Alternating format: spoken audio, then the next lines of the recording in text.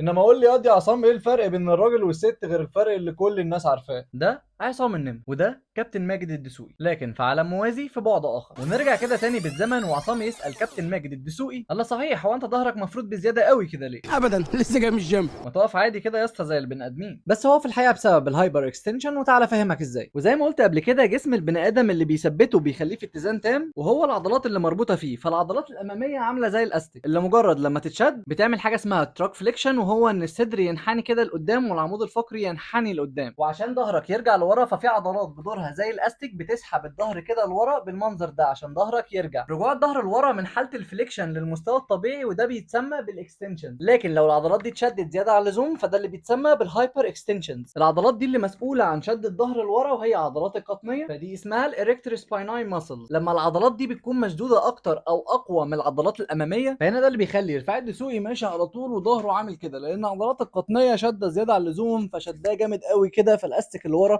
مشدود زياده عن اللزوم. فمتهيألي انت ممكن تتوقع ليه ظهرك بيكون مقتب كده، وده لان بيحصل عكس اللي حصل مع رفاعي الدسوقي بالظبط. ومع ضعف عضلات القطنيه فبيخلي الجسم يرتخي وطالع كده ملفوف لقدام، وده اللي بيتسمى في الوسط العلمي بالكايفوسيس. وده بيكون اول نوع عندنا من الانحرافات القوميه. لسه هنعرف باقي الاسباب اللي بتخلي ظهرك يكون بالمنظر ده، وازاي اصلا بتحصل في يومك العادي وانت مش واخد بالك، وازاي كمان نقدر نعالجها. وكل ده في الحلقات اللي جايه. ما تنساش تعمل لايك اند فولو اللي جاي كتير.